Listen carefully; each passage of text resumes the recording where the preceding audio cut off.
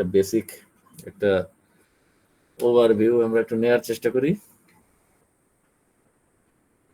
এখানে বলা হচ্ছে যে বেসিক্স অফ প্রোগ্রামিং, হ্যাঁ, যে কোনো programming, not only Python programming but আপনার সি প্রোগ্রামিং ইন সি আপনাদের সেকেন্ড সেমিস্টারে আসবে, ঠিক আছে। এই ধরনের প্রোগ্রামিং এরই কিছু বেসিক থাকে যেগুলো একই, ঠিক আছে। আপনাদের দ্বিতীয় সেমিস্টারে আছে প্রোগ্রামিং ইন সি, অর্থাৎ আপনাকে সি প্রোগ্রামিং সম্বন্ধে ধারণা দেওয়া হবে। এই ফার্স্ট সেমিস্টারে আছে আপনাদের পাইথন প্রোগ্রামিং।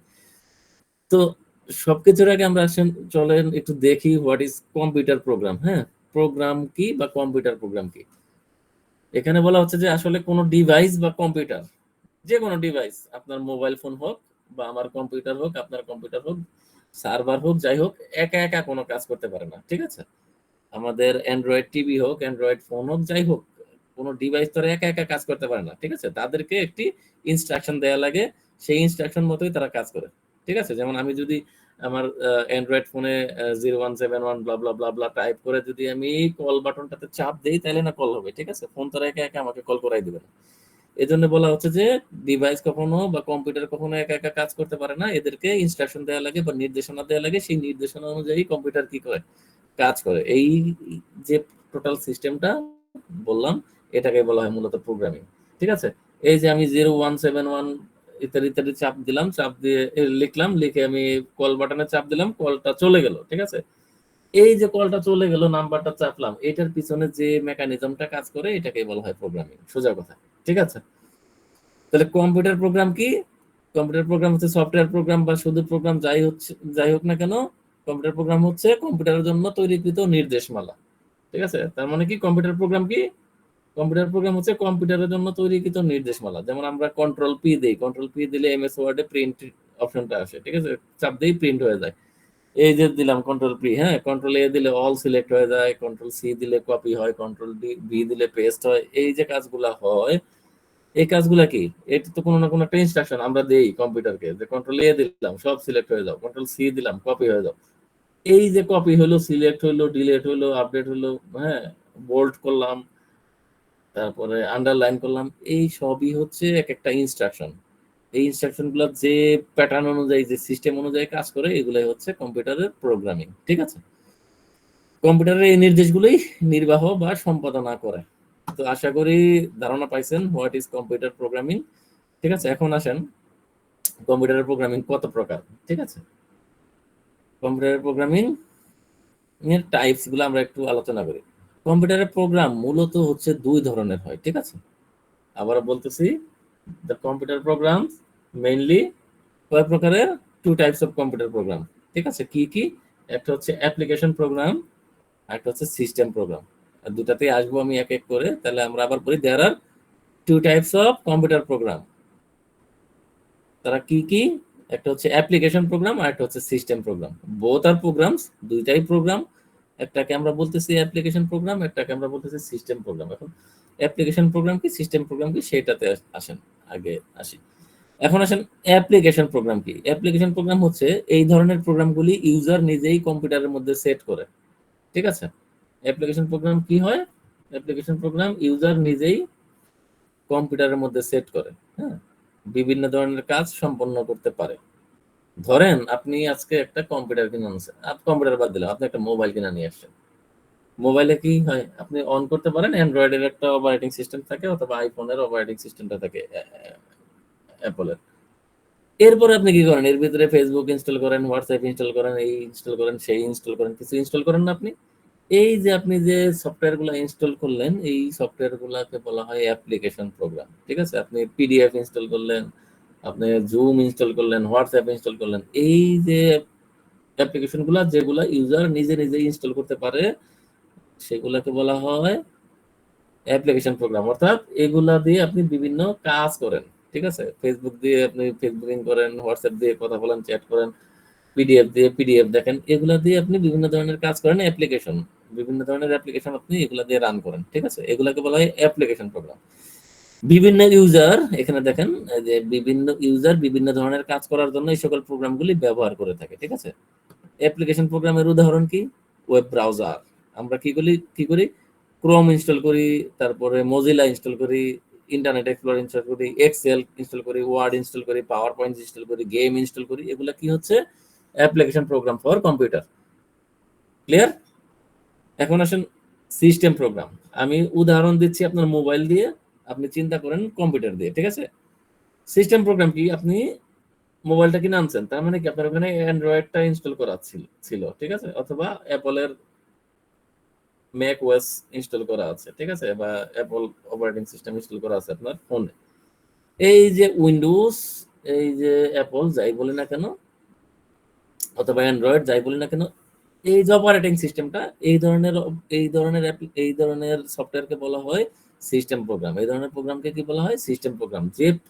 যে প্রোগ্রামের উপরে আমি আরো অন্যান্য অ্যাপ্লিকেশন ইনস্টল করতে পারি। যেমন আমরা যদি একটা ল্যাপটপ কিনে আনি, সেই ল্যাপটপে উইন্ডোজ দেওয়া থাকে, ঠিক আছে, উইন্ডোজটা দেওয়া থাকে বা আমরা নিজেরাও দেই, বাট ওই যে উইন্ডোজটা দিলাম সেটা কিন্তু আমার অ্যাপ্লিকেশন প্রোগ্রাম না, সেটা হচ্ছে আমার সিস্টেম প্রোগ্রাম। ওই উইন্ডোজটাই কিন্তু আমার কম্পিউটারকে রান কথাগুলো করতেছে। বেঁধে বেঁধে আসতেছে, বুঝি না। কথাগুলো বেঁধে বেঁধে আসতেছে। আর সবার ক্ষেত্রে কি একই অবস্থা? আমি কিন্তু আপনার কথা স্পষ্ট শুনতেছি। একটু আমাকে অন্য কেউ বলেন যে আমার কথাগুলো ব্রেকিং হচ্ছে। স্যার এখানে ঠিক শোনা যাচ্ছে না। তাহলে আপনার বোধহয় একটু নেটে এবার সমস্যা। আমিও আপু শুনতে পাচ্ছি ঠিক, হঠাৎ ঠিক আছে মাঝে স্যার। মধ্যে এরকম হয়, তাছাড়া তো সেটাই। রেগুলারলি। তাইলে আপু আপনি একটু লগ আউট করে আবার একটু লগ ইন করেন, অথবা একটু দেখেন আপনার নেটের একটু সমস্যা আছে, আমার কাছে মনে হচ্ছে, কারণ আমি আপনাদের কথা ক্লিয়ার শুনতে পাচ্ছি। আচ্ছা যাই হোক, আমি আপনার জন্য আবার একটু রিপিট করি, যেটা হচ্ছে আমরা বলতেছিলাম, একটু মিউট করে দেন ভাই, আমরা যারা কথা না বলবো আবার মিউট করে দিই। আমরা যেটা বলতেছিলাম, কম্পিউটারের প্রোগ্রাম কত প্রকার। কম্পিউটারের প্রোগ্রাম হচ্ছে বেসিক্যালি দুই প্রকার, একটা হচ্ছে অ্যাপ্লিকেশন প্রোগ্রাম, একটা হচ্ছে সিস্টেম প্রোগ্রাম। অ্যাপ্লিকেশন প্রোগ্রাম হচ্ছে নরমালি আমরা বা ইউজাররা যে প্রোগ্রামগুলো ইনস্টল করি। ধরুন আমি একটা ল্যাপটপ কিনে আনলাম, ল্যাপটপ কিনে আনার পর আমরা কি করি, উইন্ডোজটা আছে ধরেন, তাহলে আমরা কি করি, আমরা অফিস ইনস্টল করি, অর্থাৎ ওয়ার্ড, এক্সেল, পাওয়ার পয়েন্ট, বিভিন্ন ধরনের গেমস ইনস্টল করি, এগুলো ইনস্টল করি না? এই ধরনের অ্যাপ্লিকেশন গুলাকে বলা হয় অ্যাপ্লিকেশন প্রোগ্রাম, বা এই ধরনের সফটওয়্যারকে বা এই ধরনের প্রোগ্রামকে বলা হয় অ্যাপ্লিকেশন প্রোগ্রাম। আর এই যে উইন্ডোজটা, ঠিক আছে, সেই উইন্ডোজটাকে বলা হয় সিস্টেম প্রোগ্রাম। একটু আমরা দেখি ব্যাখ্যায় কি লিখছে। বলছে যে হার্ডওয়্যার এবং সফটওয়্যারকে, হ্যাঁ, হার্ডওয়্যার এবং সফটওয়্যারকে, এই যে আমরা যে ল্যাপটপটা কিনে আনছি, এটা তো একটা ডিভাইস, ঠিক আছে, এটা একটা যন্ত্রাংশ। আমরা বলছি না কম্পিউটারের যন্ত্রাংশ আর একা একা কাজ করতে পারে না। এই যে হার্ডওয়্যার যন্ত্রাংশ, এবং ওই যে আমরা সফটওয়্যার ইনস্টল করলাম, অফিস ইনস্টল করলাম, এক্সেল ইনস্টল করলাম, পাওয়ার পয়েন্ট ইনস্টল করলাম, এই যে হার্ডওয়্যার আর এই যে সফটওয়্যার, এগুলাকে স্মুথলি ভাবে পরিচালনা করার জন্য যে আরেকটি প্রোগ্রাম ব্যবহার করা হয় সেটাকে বলা হয় সিস্টেম প্রোগ্রাম। ঠিক আছে, সিস্টেম প্রোগ্রাম ছাড়া কম্পিউটার সাধারণত কাজ করতে পারে না। যেমন আপনার অ্যান্ড্রয়েড ছাড়া যেমন আপনার ফোন চলবে না। ধরুন আপনার মোবাইলে অ্যান্ড্রয়েড অপারেটিং সিস্টেমটা নাই বা অ্যাপলের অপারেটিং সিস্টেমটা নাই, তাহলে কি আপনার ফোন চলবে? চলবে না। ঠিক আছে, এই জন্য বলতেছি যে সিস্টেম প্রোগ্রাম ছাড়া কোনো ডিভাইস, আমরা মোবাইল দিয়ে উদাহরণ দিচ্ছি কিন্তু আমরা পড়তেছি কিন্তু কম্পিউটার প্রোগ্রাম, সিস্টেম প্রোগ্রাম ছাড়া কোনো কম্পিউটার সাধারণত কাজ করতে পারে না। ঠিক আছে, কম্পিউটারের মধ্যে সব থেকে গুরুত্বপূর্ণ সিস্টেম প্রোগ্রামটির নাম হলো অপারেটিং সিস্টেম। ঠিক আছে, যে আমরা যারা উইন্ডোজ বলি, যে উইন্ডোজ করাপ্ট হয়ে গেছে, উইন্ডোজ নষ্ট হয়ে গেছে, ঠিক আছে, এই উইন্ডোজ এটাকে বলা হয় অপারেটিং সিস্টেম। ঠিক আছে, এটাই হচ্ছে সবচেয়ে গুরুত্বপূর্ণ সিস্টেম প্রোগ্রাম।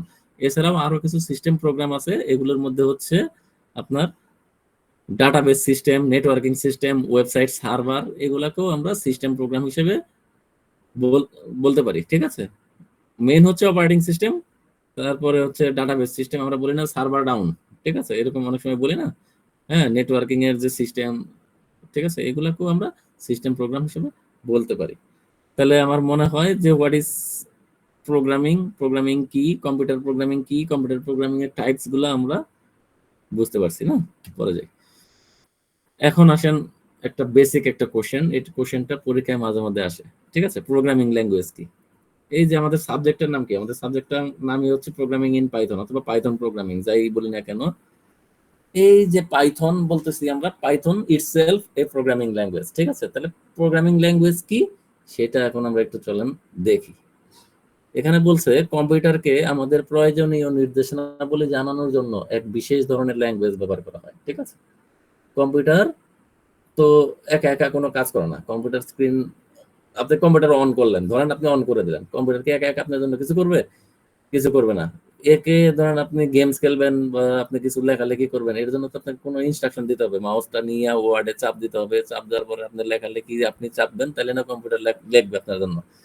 ঠিক আছে, এই যে নির্দেশনাবলী, এই নির্দেশনাবলীকে জানানোর জন্য, হ্যাঁ, আপনি মাউসটা চাপ দিলেন, ডিলিট বাটনে চাপ দিলেন, একটা ফাইলটা ডিলিট হয়ে গেল। তো ডিলিট বাটনে চাপ দিলেন আর ফাইলটা ডিলিট হয়ে গেল, বিষয়টা কি এতই সহজ? এই যে ডিলিট বাটনে চাপ দিলেন, এই ডিলিট বাটন ভদ্রলোকের যে কাজ হচ্ছে এই ফাইলটাকে ডিলিট করা, এর পিছনে অনেক অনেক হয়তোবা শত শত লাইন কোড করা লাগছে। ঠিক আছে, একটা বাটন আসলে আপনার সামনে, আপনি চাপ দিলেন আর ছবিটা ডিলিট হয়ে গেল, এটা যে খুবই ইজি বিষয়টা কিন্তু তা না। আমাদের ফোনের গ্যালারি থেকে ছবিটা ধরলাম, চাপ দিয়ে ধরলাম, ডিলিট বাটনে চাপ দিলাম, ছবিটা ডিলিট হয়ে গেল। It's not so easy things. ঠিক আছে, তাহলে কি বলছে এখানে? প্রয়োজনীয় নির্দেশনাবলী কম্পিউটারকে বা ডিভাইসকে জানানোর জন্য এক ধরনের ভাষা ব্যবহার করা হয়। এই বিশেষ ধরনের ভাষা কম্পিউটার প্রোগ্রাম রচনার জন্য ব্যবহৃত হয়ে থাকে বলে একে প্রোগ্রামিং ভাষা বা প্রোগ্রামিং ল্যাঙ্গুয়েজ বলে। ঠিক আছে, এখন এই যে ডিলিট বাটনে চাপ দিলাম, ছবিটা ডিলিট হয়ে গেল, এই জিনিসটাকে কম্পিউটারকে বা আমার মোবাইলকে বোঝানোর জন্য আমার এই ইনস্ট্রাকশনটা, এটা চাপ দিলে এটা হবে, এই ইনস্ট্রাকশনটা বোঝানোর জন্য আমাকে এক ধরনের বিশেষ ভাষা ব্যবহার করে সেই ক্যারেক্টারিস্টিক্সটা ওই ডিলিট বাটনের ভিতরে ঢুকাই দিতে হয়েছে। সেই বিশেষ ধরনের ভাষাকে বলা হয় প্রোগ্রামিং ল্যাঙ্গুয়েজ। অর্থাৎ এটা এমন একটা ল্যাঙ্গুয়েজ, এই ল্যাঙ্গুয়েজ ব্যবহার করে আমি কম্পিউটারকে বিভিন্ন ধরনের ইনস্ট্রাকশন দিতে পারি। আমি কিবোর্ড থেকে এ বাটন চাপ দিলাম আর এমএস ওয়ার্ডে এ লেখা হয়ে গেল, বিষয়টা কিন্তু অত সহজ না। এই এ বাটনে চাপ দিলে যে এ লেখা হবে, এর পিছনে যে কারিগরিটা করা হয়েছে, সেটা যে ভাষার মাধ্যমে ইনস্ট্রাকশনটা দেওয়া হয়েছে, সেই ভাষাকে বলা হয় প্রোগ্রামিং ল্যাঙ্গুয়েজ। ঠিক আছে, অন্যভাবে বলা যায়, নিচে বলা আছে, অন্যভাবে বলা যায় প্রোগ্রামিং ল্যাঙ্গুয়েজ হলো এমন একটি ভাষা যার মাধ্যমে কম্পিউটারকে বলা হয় তাকে কি করতে হবে। সোজা কথা, ইচ এন্ড এভরিথিং, কম্পিউটারের ইচ এন্ড এভরিথিং আমরা যেটা বলি, এখানে চাপ দেই, যাই করি, সেটা কম্পিউটারের প্রোগ্রামিং ল্যাঙ্গুয়েজ দিয়ে করা হয়েছে। ঠিক আছে, অর্থাৎ প্রোগ্রামের ল্যাঙ্গুয়েজ কম্পিউটার এবং প্রোগ্রামারের মধ্যে কমিউনিকেশন তৈরি করে। ঠিক আছে, প্রোগ্রামিং ল্যাঙ্গুয়েজ থেকে একটা প্রোগ্রামার একটা গেমস তৈরি করবে, হ্যাঁ, ধরেন আপনি এটা চাপ দিলেন, মারামারি শুরু করে দেবে গেমস, সেইটা গেমস তার কম্পিউটার একা একা তৈরি করবে না। তাহলে আমি একজন প্রোগ্রামার, আমি একটা গেমস তৈরি করব, আমার আর কম্পিউটারের মধ্যে কমিউনিকেশনটা করবে কে? Programming language. ঠিক আছে, আমি প্রোগ্রামিং ল্যাঙ্গুয়েজের মাধ্যমে কম্পিউটারকে ইনস্ট্রাকশন দেবো, কম্পিউটার একটা গেমস তৈরি করে ফেলবে। ঠিক আছে, এটাই বোঝানো হয়েছে। এখন আসেন কয়েকটা প্রোগ্রামিং ল্যাঙ্গুয়েজের উদাহরণ দেখি। ঠিক আছে, কয়েকটা প্রোগ্রামিং ল্যাঙ্গুয়েজের উদাহরণ পরীক্ষায় অনেক সময় আসে, একটু মার্ক করে রাখবেন, আমি শীটটা আপনাদের দিয়ে দেবো, কোনো সমস্যা নেই। কম্পিউটারের কি বলে প্রোগ্রামিং ল্যাঙ্গুয়েজের কয়েকটা উদাহরণ হচ্ছে সি। একটু আগে বলছিলাম যে আমাদের সেকেন্ড সেমিস্টারে আমরা পড়বো প্রোগ্রামিং ইন সি। সিও একটা প্রোগ্রামিং ল্যাঙ্গুয়েজ। আর একটা প্রোগ্রামিং ল্যাঙ্গুয়েজ আছে based on C, that is called C++। এটাও একটা প্রোগ্রামিং ল্যাঙ্গুয়েজ, আমরা অনেকে নাম শুনছি জাভা। জাভা একটা প্রোগ্রামিং ল্যাঙ্গুয়েজ। ইভেন আমরা এখন ক্লাস করতেছি পাইথন, প্রোগ্রামিং ইন পাইথন, পাইথনও একটা প্রোগ্রামিং ল্যাঙ্গুয়েজ। এটা ছাড়াও আরো অনেক প্রোগ্রামিং ল্যাঙ্গুয়েজ আছে, সি হ্যাশ, ফরট্রান, কোবাল, আরো ইত্যাদি ইত্যাদি বহু প্রোগ্রামিং ল্যাঙ্গুয়েজ আছে। ঠিক আছে, সবচেয়ে জনপ্রিয় বিশ্বে এখন বর্তমানে প্রোগ্রামিং ল্যাঙ্গুয়েজ হচ্ছে পাইথন প্রোগ্রামিং ল্যাঙ্গুয়েজ। ঠিক আছে, C++ এবং C# নামে একটা প্রোগ্রামিং ল্যাঙ্গুয়েজ আছে, সেটাও। তারপরে অ্যান্ড্রয়েডের জন্য কটলিন আর কি কি যেন আছে। ঠিক আছে, ম্যাক ওএস এর জন্য প্রোগ্রামিং ল্যাঙ্গুয়েজ আছে, ভ্যারাইটিস প্রোগ্রামিং ল্যাঙ্গুয়েজ আছে। তো এগুলো হচ্ছে কয়েকটা উদাহরণ, C++, জাভা, পাইথন। পরীক্ষায় আসলে এগুলো দিয়ে দিবেন। এখন আসেন পরের টপিকসে। কি পরের টপিকসে বলা হচ্ছে প্রোগ্রামিং ল্যাঙ্গুয়েজের প্রকারভেদ। আমরা একটু আগে কম্পিউটার প্রোগ্রামের প্রকারভেদ করছিলাম, কয় প্রকার, সিস্টেম অ্যাপ্লিকেশন, সরি কি বলে, অ্যাপ্লিকেশন প্রোগ্রাম আর সিস্টেম প্রোগ্রাম। এখন আসেন প্রোগ্রামিং ল্যাঙ্গুয়েজের প্রকারভেদ কত। ঠিক আছে, প্রোগ্রামিং ল্যাঙ্গুয়েজ এটা হচ্ছে মেইন টপিকস। প্রোগ্রামিং ল্যাঙ্গুয়েজ কোন বইতে আপনি পাবেন 2 প্রকার, কোন বইতে পাবেন 3 প্রকার। সেফ সাইডে থাকার জন্য আপনি বলবেন 3 প্রকার। ঠিক আছে, প্রোগ্রামিং ল্যাঙ্গুয়েজ বেসিক্যালি 3 ধরনের হয়ে থাকে। কি কি হয়ে থাকে? একটা হচ্ছে লো লেভেল প্রোগ্রামিং ল্যাঙ্গুয়েজ, বুঝেন, লো লেভেল প্রোগ্রামিং ল্যাঙ্গুয়েজ। আর একটা হচ্ছে হাই লেভেল প্রোগ্রামিং ল্যাঙ্গুয়েজ, আর একটা হচ্ছে মিড লেভেল প্রোগ্রামিং ল্যাঙ্গুয়েজ। ঠিক আছে, কোনটা কি, কোনটার বিশেষ ক্যারেক্টারিস্টিক্স কি আমি এখনই বলে দিচ্ছি। এটা একটু মনে রাখেন যে প্রোগ্রামিং ল্যাঙ্গুয়েজ হচ্ছে বেসিক্যালি 3 ধরনের, কোন কোন বইয়ে 2 ধরনের আছে, হাই লেভেল, লো লেভেল, কিন্তু আমরা শিখবো low level, high level, mid level. ঠিক আছে, তো এখন আসেন লো লেভেল প্রোগ্রামিং ল্যাঙ্গুয়েজ কি। লো লেভেল প্রোগ্রামিং ল্যাঙ্গুয়েজ হচ্ছে সেই ল্যাঙ্গুয়েজ বা সেই ভাষা যেটি কম্পিউটার বুঝতে পারে। ঠিক আছে, লো লেভেল প্রোগ্রামিং ল্যাঙ্গুয়েজ কে বুঝতে পারে? কম্পিউটার বুঝতে পারে। আমরা আরেকটা জিনিস একটু শিখি, আমরা যারা জানি তো জানি, আর যারা না জানি তারা একটু শুনি। যে কোনো ধরনের ডিজিটাল ডিভাইস, যে কোনো ধরনের ডিজিটাল ডিভাইস, সেটা আপনার ফোন হতে পারে, সেটা আপনার ল্যাপটপ হতে পারে, আপনার ডেস্কটপ হতে পারে, আপনার প্যাড হতে পারে, ট্যাব হতে পারে, এই ডিভাইস গুলা 0 আর 1 ছাড়া কিছু বোঝে না। ঠিক আছে? আইদার পজিটিভ নলে নেগেটিভ, অথবা বিদ্যুৎ আছে অথবা বিদ্যুৎ নাই, অথবা 0 অথবা 1, মানে ইয়েস আর নো, এই দুইটা জিনিস ছাড়া কম্পিউটার কোনো কিছু বোঝে না। এই যে আমি আর আপনি কমিউনিকেট করতেছি, কম্পিউটার দিয়ে জুম মিটিং এ ঢুকছি, ইট ইজ অল অ্যাবাউট 0 আর 1 কম্বিনেশন। ঠিক আছে? আর কিছুই নাই। যে আমি আমার স্ক্রিন শেয়ার করতেছি, আপনি লেখা দেখতেছেন, যে লো লেভেল ল্যাঙ্গুয়েজ লেখাটা পড়তেছেন, পাওয়ার পয়েন্ট দেখতেছেন, এটা কিছুই না, নাথিং বাট 0 আর 1। এটা মনে রাখবেন সারা জীবন। ঠিক আছে? যে কোনো ডিজিটাল ডিভাইস 0 আর 1 ছাড়া কিছুই বোঝে না। তাহলে বলতেছে লো লেভেল প্রোগ্রামিং ল্যাঙ্গুয়েজ হচ্ছে সেই লেভেলের ল্যাঙ্গুয়েজ যেটা হচ্ছে 0 আর 1 এর কম্বিনেশনটা তৈরি করতে হয়। ঠিক আছে? লো লেভেল প্রোগ্রামিং ল্যাঙ্গুয়েজের মাধ্যমে প্রোগ্রামিং তৈরি করার সময় শুধুমাত্র বাইনারি নাম্বার দিয়ে প্রোগ্রামিং তৈরি করতে হয়। এই ধরনের ল্যাঙ্গুয়েজ নিয়ে প্রোগ্রামিং তৈরি করার সময় নির্দিষ্ট প্রোগ্রামার বা ডেভেলপারকে লো লেভেল ল্যাঙ্গুয়েজ সম্পর্কে দক্ষ হতে হয়। ধরেন আপনি একজন লো লেভেলের প্রোগ্রামার ল্যাঙ্গুয়েজ। ঠিক আছে? আমরা বলছি কি প্রোগ্রামিং ল্যাঙ্গুয়েজ 3 প্রকার: low level programming language, high level, mid level. আপনি লো লেভেল প্রোগ্রামিং ল্যাঙ্গুয়েজের ডেভেলপার, তাহলে আপনাকে কি করতে হবে? 0 আর 1 দ্বারা কিভাবে প্রোগ্রাম লিখতে হয় সেটা সম্বন্ধে দক্ষ থাকতে হয়। But it is very difficult for the human, তাই না? মানুষের পক্ষে 0 1 1 0 1 0 লক্ষ লক্ষ কোটি কোটি 0 1 দিয়ে আপনি কি কিছু বুঝতে পারবেন? কিন্তু মেশিন আবার 0 আর 1 ছাড়া কিছু বোঝে না। বুঝেন? কিন্তু তাহলে বলতেছে এই ধরনের ল্যাঙ্গুয়েজের মাধ্যমে প্রোগ্রামিং তৈরি করার জন্য নির্দিষ্ট প্রোগ্রামকে কনভার্ট করার প্রয়োজন হয় না। যেহেতু মেশিন ডিরেক্টলি 0 আর 1 বোঝে, সেহেতু প্রোগ্রামারের ল্যাঙ্গুয়েজ, প্রোগ্রামার যে প্রোগ্রামটা লিখবে সেটাকে কনভার্ট করার প্রয়োজন হয় না। কম্পিউটার সরাসরি এই ধরনের ল্যাঙ্গুয়েজের উপর ভিত্তি করে ইনস্ট্রাকশন পালন করে, বা আদেশ নির্দেশ যাই বলেন পালন করে। ঠিক আছে? এটার একটা উদাহরণ হচ্ছে মেশিন ল্যাঙ্গুয়েজ। যখন কম্পিউটার প্রথম আবিষ্কৃত হয়, সেই 1900 কত সালে, 67 সালে না কত সালে, তখন মানুষ মূলত এই কি বলে লো লেভেল প্রোগ্রামিং ল্যাঙ্গুয়েজ দিয়ে প্রোগ্রাম করে করে কম্পিউটারকে ইনস্ট্রাকশন দিত। ঠিক আছে? আর এই যে লো লেভেলের প্রোগ্রামিং ল্যাঙ্গুয়েজ, এই ল্যাঙ্গুয়েজকে বলা হয় মেশিন ল্যাঙ্গুয়েজ। অর্থাৎ মেশিন সরাসরি এই ভাষাটা বোঝে, এজন্য এই ল্যাঙ্গুয়েজটাকে কি বলা হয়? Machine language. Low level programming ল্যাঙ্গুয়েজকেই বলা হয় মেশিন ল্যাঙ্গুয়েজ। আবার কিছু কিছু ক্ষেত্রে এটাকে অ্যাসেম্বলি ল্যাঙ্গুয়েজে বলা হয়। ঠিক আছে? অ্যাসেম্বলি ল্যাঙ্গুয়েজ হলো লো লেভেল প্রোগ্রামিং ভাষার উদাহরণ। তাহলে মেশিন ল্যাঙ্গুয়েজ, অ্যাসেম্বলি ল্যাঙ্গুয়েজ এগুলো কি? লো লেভেল প্রোগ্রামিং ল্যাঙ্গুয়েজের উদাহরণ। এটা কম্পিউটার সরাসরি বুঝতে পারে, 0 আর 1 এর কম্বিনেশনে প্রোগ্রামিংটা লেখা হয়। এখন আসেন হাই লেভেল ল্যাঙ্গুয়েজ কি? হাই লেভেল ল্যাঙ্গুয়েজ হচ্ছে ইউজার ফ্রেন্ডলি ল্যাঙ্গুয়েজ। ঠিক আছে? আমি একটু আগে বললাম না কপি, COPY, এটা দিয়ে আমি কি বুঝতে পারি? একটা জিনিস কপি করতে হবে।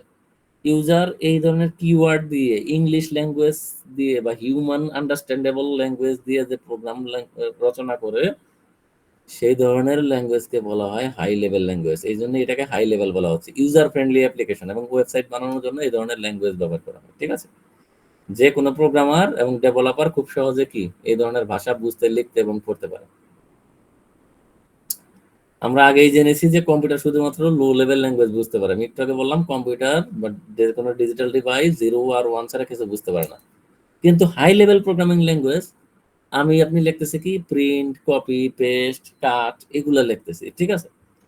কম্পিউটার তো আর এগুলা বোঝে না। কম্পিউটার বোঝে 0 আর 1। কিন্তু আমরা যারা programmer, high level language programmer, আমরা তো আর 0 আর 1 ওইভাবে বুঝি না, আর ওটা বোঝাও তো অনেক ডিফিকাল্ট। তাহলে কম্পিউটার সরাসরি হাই লেভেল ভাষা বুঝতে পারে না। এজন্য হাই লেভেল ল্যাঙ্গুয়েজকে কি করতে হবে? আমাদের লো লেভেল ল্যাঙ্গুয়েজে ট্রান্সলেট করতে হবে, কনভার্ট করতে হবে। ঠিক আছে? যেহেতু কম্পিউটার আমার ভাষা বোঝে না, আমি আবার কম্পিউটারের ভাষা বুঝি না, তাহলে আমাদের ভাষাগুলাকে মাঝখানে কি করতে হবে? যাদের ক্যামেরা অন আছে ক্যামেরাটা অফ করেন না। আচ্ছা, তাহলে আমাদের কি করতে হবে? আমাদের একটা ইন্টারপ্রেটার ব্যবহার করতে হবে, বা আমাদের একটা ট্রান্সলেটর ব্যবহার করতে হবে। ঠিক আছে?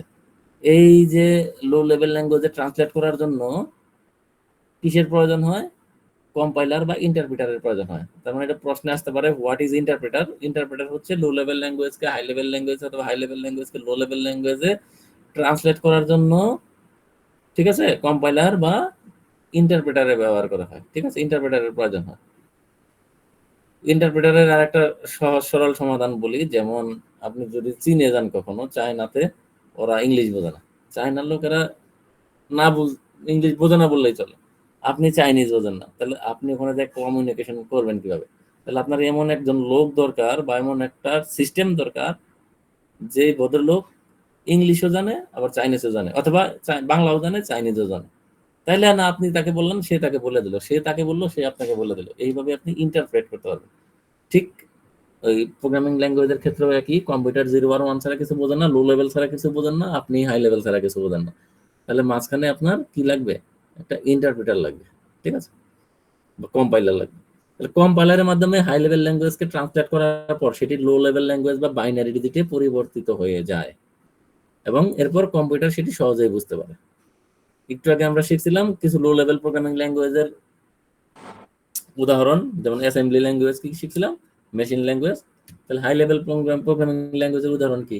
পাইথন, যেটা আমরা এখন শিখতেছি, ঠিক আছে, Python, Java, JavaScript, PHP, C plus plus, C hash, বাস এগুলাকে কি বলা হয়? হাই লেভেল প্রোগ্রামিং ল্যাঙ্গুয়েজ, ঠিক আছে। সি হ্যাশ কিন্তু এটাকে বলে সি শার্প, হ্যাঁ, এখানে কিন্তু সি লেখে নাই, ঠিক আছে, কিন্তু সি হ্যাশ লেখছে। তাহলে মিড লেভেল ল্যাঙ্গুয়েজ কি? এখন আসেন, আমরা হাই লেভেলও দেখলাম, লো লেভেলও দেখলাম, মিড লেভেল ল্যাঙ্গুয়েজ কি? এই ধরনের ল্যাঙ্গুয়েজ ব্যবহার করে লো লেভেল এবং হাই লেভেল উভয় ধরনের ল্যাঙ্গুয়েজকে দিয়েই একসাথে স্যার প্রোগ্রামিং তৈরি করা যায়। ইয়েস, আমার একটা বলেন। প্রশ্ন হলো যে লো লেভেল আর হাই লেভেল, হুম লো লেভেল তো মেশিন মেশিন ভাষা, যেমন 1 আর 0, আর হাই লেভেল তো আমাদের ভাষা, হুম হুম ইউজার ফ্রেন্ডলি ভাষা। কিন্তু হুম কম্পাইলারটা ওইটা কি প্রোগ্রাম করা লাগে নাই? ওটা তাহলে কোন ভাষায় তৈরি হয়েছে? আচ্ছা আচ্ছা, ভেরি গুড কোয়েশ্চেন। কম্পাইলার যেটা, সেটাও লো লেভেল দিয়ে তৈরি হয়েছে, ঠিক আছে। এখন এখন বেশ কিছু প্রোগ্রামিং ল্যাঙ্গুয়েজে হয়তো বা আরো ভবিষ্যতে আসবে যেটা, সেটা হয়তো বা হাই লেভেল দিয়ে করবে, বাট এটা এই যে এর নিচে দেখেন, নিচেরটাকে একটু শেষ করি, তাহলে আপনি বুঝতে পারবেন, ঠিক আছে। মিডল লেভেল ল্যাঙ্গুয়েজ কাকে বলে? এই ধরনের ল্যাঙ্গুয়েজ ব্যবহার করে লো লেভেল এবং হাই লেভেল উভয় পক্ষের ল্যাঙ্গুয়েজকে নিয়ে একসাথে প্রোগ্রামিং তৈরি করা যায়, ঠিক আছে। অর্থাৎ এই ধরনের ল্যাঙ্গুয়েজে হাই লেভেল এবং লো লেভেল উভয় পক্ষেরই যাবতীয় ফিচার্সকে সাপোর্ট করে এবং এই ধরনের ল্যাঙ্গুয়েজ খুবই user friendly. C plus plus, এখন সি দিয়ে আপনি কিন্তু কম্পাইলারও বানাইতে পারবেন, ঠিক আছে। সি এমন একটা প্রোগ্রামিং ল্যাঙ্গুয়েজ যেটা দিয়ে আপনি মেশিন ল্যাঙ্গুয়েজের কাজও করতে পারবেন, ঠিক আছে, এবং সি দিয়ে আপনি কম্পাইলার বানাতে পারবেন, অর্থাৎ হাই লেভেলের কাজও করতে পারবেন। দেখেন বিষয়টা একটু জটিল, ঠিক আছে, মানে একটু বোঝার বিষয় আছে। এই ধরনের প্রোগ্রামকে, অর্থাৎ এই সি কে এখানে বলা হচ্ছে মিডল লেভেল ল্যাঙ্গুয়েজ, অনেক ক্ষেত্রে বলা হয় হাই লেভেল ল্যাঙ্গুয়েজ, অনেক ক্ষেত্রে বলা হয় লো লেভেল ল্যাঙ্গুয়েজ। এবং আমরা বলতেছি কি, এখানে আমরা 3টা লেভেল পড়তেছি, ঠিক আছে, মিডল লেভেল ল্যাঙ্গুয়েজ বা মিড লেভেল ল্যাঙ্গুয়েজ। এই যে সি, এই ভদ্রলোক এমন একটা প্রোগ্রামিং ল্যাঙ্গুয়েজ যেটা আপনি লো লেভেল ল্যাঙ্গুয়েজে খাওয়াইতে পারবেন, হাই লেভেল ল্যাঙ্গুয়েজে কেউ কাজ করাইতে পারবেন, ঠিক আছে। আপনার যেটা কোশ্চেন ছিল যে কম্পাইলার এই ভদ্রলোককে বানাইতে তো কোনো না কোনো একটা জিনিস ব্যবহার করা হয়েছে, সেটা লো লেভেল ল্যাঙ্গুয়েজ দিয়ে মূলত আগের প্রোগ্রামিং ল্যাঙ্গুয়েজ গুলাতে করা হচ্ছে। এখন এই যে আপনার পাইথন বা অন্যগুলাতে, সেটা হচ্ছে যে আমার ধারণা, এটা আমি অত ডিটেলস জানি না, আমার ধারণা সেটা হচ্ছে সি বা এই টাইপের ল্যাঙ্গুয়েজ দিয়ে করা হয়েছে। আপনার এই কোশ্চেন অ্যান্সার আমি নেক্সট ক্লাসে দেবো ইনশাল্লাহ, ঠিক তাহলে তো আছে। স্যার যে হাই লেভেল বলেন বলেন ল্যাঙ্গুয়েজ বানাবে, এখন যে হাই লেভেল ল্যাঙ্গুয়েজ ক্রিয়েট করবে, তাকে অবশ্যই মেশিন ল্যাঙ্গুয়েজে এক্সপার্ট হতেই হবে, তাছাড়া তো অফকোর্স হতে হবে, অফকোর্স হতে হবে, না হলে আমি বলবো ধরো হয়ে যাও, ও হবে কেমনে আমাকে বলেন। জি জি জি। কম্পিউটার তো 0 আর 1 ছাড়া বোঝে না, ঠিক আছে, কম্পিউটার তো 0 আর 1 ছাড়া বোঝে না। এখন আমি বললাম যে প্রিন্ট করো, কম্পিউটার আমি বললে কি কম্পিউটার প্রিন্ট করবে? ওরে তো ওর ভাষায় আমার বুঝাইতে হবে, ওর ভাষায় ওর ইনস্ট্রাকশন দিতে হবে। That means you are absolutely right, who makes the compiler he has to know, he must know the কি, ওটা কি লো লেভেল ল্যাঙ্গুয়েজ, আদারওয়াইজ আমি কিভাবে বুঝাইতে পারবো? আমি কম্পিউটারকে বুঝাবো কিভাবে? ঠিক আছে, এখন অনেক আর্টিফিশিয়াল ইন্টেলিজেন্স টাইপের আছে, প্যাটার্ন গুলা দিয়ে দিয়ে সে মেশিন লার্নিং করে করে নিজেই হয়তো বা কম্পিউটার বানাইতে পারে, ঠিক আছে। সরি, কই গেলাম, বুঝাইতে পারছি? আপনি 100% রাইট, যে যে ভদ্রলোক কম্পাইলার বানাবে সে তো অবশ্যই লো লেভেল ল্যাঙ্গুয়েজ তার জানা থাকতে হবে, মনে করেন স্যার যে পাইথন যে বানাইলো, যেমন কুইডেভেন রোজাম, হ্যাঁ হ্যাঁ নামটা সম্ভবত এরকমই ছিল, তাহলে তো ওকে অবশ্যই মেশিন ভাষায় এক্সপার্ট হওয়া লাগছে, তারপরে Of course, কম্পাইলার বানানো লাগছে, তারপর না আমাদের পাইথন দিছে সে। of course. দিছে। ভেরি গুড কোশ্চেন এবং আপনি আপনার কোশ্চেনের অ্যান্সার দিয়ে দিয়েছেন। ঠিক আছে, এখন আসেন জি। পরবর্তীতে টাইপস অফ প্রোগ্রামিং ল্যাঙ্গুয়েজ। আমরা একটু আগে পড়লাম, তার একটা চিত্রের মাধ্যমে প্রকাশ। পরীক্ষায় আসলে এই চিত্রটা দিবেন। কেন এই চিত্রটা দিবেন? চিত্রটা বলতে এরকম করে কালার করে রাখাইতে হবে এরকম না, এটা জাস্ট আমি একটা ছবি ইন্টারনেট থেকে নিয়ে বসাই দিছি পাওয়ার পয়েন্টে। আপনি শিখছেন low level language, mid level language, high level language, সেটার একটা চিত্রের মাধ্যমে প্রকাশ এভাবে দিয়ে দিবেন, তাহলে আপনি নাম্বার 1 হলেও বেশি পাবেন। ঠিক আছে, এটা জাস্ট কিছুই না, ওটা জাস্ট চিত্রের মাধ্যমে দেখাইছি। এখন আসেন প্রোগ্রামিং ল্যাঙ্গুয়েজের জেনারেশন ওয়াইজ। প্রোগ্রামিং ল্যাঙ্গুয়েজ আমরা 3 প্রকার শিখছি, high level, low level, mid level. আপনাদের সিলেবাসে আরেকটা জিনিস আছে, জেনারেশন ওয়াইজ প্রোগ্রামিং ল্যাঙ্গুয়েজ কয় প্রকার। ঠিক আছে, তো আমরা জেনারেশন ওয়াইজ প্রোগ্রামিং ল্যাঙ্গুয়েজ মূলত 5 প্রকার। হ্যাঁ, first generation, second generation, third generation, fourth generation, fifth generation. তাহলে ফার্স্ট জেনারেশনের ভাষাকে বলা হচ্ছে মেশিন ল্যাঙ্গুয়েজ। ওই যে আমি বললাম দাদার আমলে যেটা ছিল একেবারে 0-1 দিয়ে মেশিন ল্যাঙ্গুয়েজের মাধ্যমে করা, সেটা হচ্ছে ফার্স্ট জেনারেশনের ল্যাঙ্গুয়েজ। এই মেশিন ল্যাঙ্গুয়েজের পরে একটু ডেভেলপড একটা ল্যাঙ্গুয়েজ আসছে, সেটা কিছু কিছু কিছু ইউজার ফ্রেন্ডলি, কিছু কিছু যেটাকে বলা হয় অ্যাসেম্বলি ল্যাঙ্গুয়েজ। ঠিক আছে, এটাও আমরা লো লেভেল ল্যাঙ্গুয়েজ বলি, বাট এটা একটু ডেভেলপড সংস্করণ অফ মেশিন ল্যাঙ্গুয়েজ। ঠিক আছে, এটাকে বলা হয় second generation language, assembly language. ঠিক আছে, এই অ্যাসেম্বলি ল্যাঙ্গুয়েজ আপনি সি দিয়ে করতে পারবেন। ঠিক আছে, এটা হচ্ছে মেশিন ল্যাঙ্গুয়েজের একটু আপডেটেড সংস্করণ। ঠিক আছে, তাহলে থার্ড লেভেল ল্যাঙ্গুয়েজ কি? থার্ড লেভেল ল্যাঙ্গুয়েজ হচ্ছে হাই লেভেল ল্যাঙ্গুয়েজ। ঠিক আছে, হাই লেভেল ল্যাঙ্গুয়েজকে বলা হচ্ছে তৃতীয় প্রজন্মের বা উচ্চতর ভাষা। এখন চতুর্থ প্রজন্মের ভাষা আবার কোনটা? এটাকে বলা হচ্ছে ভেরি হাই লেভেল ল্যাঙ্গুয়েজ। ঠিক আছে, হয়তো বা এটা ব্যবহার হচ্ছে, হয়তো বা ইন ফিউচার ব্যবহার হবে। আর একটা হচ্ছে পঞ্চম প্রজন্মের ভাষা, ওটা হচ্ছে স্বাভাবিক বা ন্যাচারাল ভাষা, এটা যাকে বলা হয় এনএলপি। এটাও এখন ব্যবহার হচ্ছে। আপনারা যারা আর্টিফিশিয়াল ইন্টেলিজেন্স ব্যবহার করেন, ন্যাচারাল ল্যাঙ্গুয়েজ প্রসেসিং, হ্যাঁ, ওরা ব্যবহার করে এনএলপি, ন্যাচারাল ল্যাঙ্গুয়েজ প্রসেসিং। আমি আর আপনি যে ভাষায় কথা বলি, আমি যদি এআই কে বলে দেই যে আমি দেখতে চাই একটি ছেলে সাইকেলের রিং নিয়ে রাস্তায় দৌড়াইতেছে, এটা লিখে যদি আমরা ইমেজ জেনারেট করি, ঠিক আর্টিফিশিয়াল ইন্টেলিজেন্স কি করে আমাদের কিন্তু ওই ধরনের ইমেজ দেয়। অথবা আমি যদি বলি যে একটি পাখি উড়ে যাচ্ছে, ঠিক আছে, তো পাখি উড়ে যাওয়ার কিন্তু ইমেজ কিন্তু বর্তমানে আর্টিফিশিয়াল ইন্টেলিজেন্স আমাদের দিচ্ছে না? আমরা তো কম বেশি সবাই তো জানি না আর্টিফিশিয়াল ইন্টেলিজেন্স, এআই সম্বন্ধে তো জানি।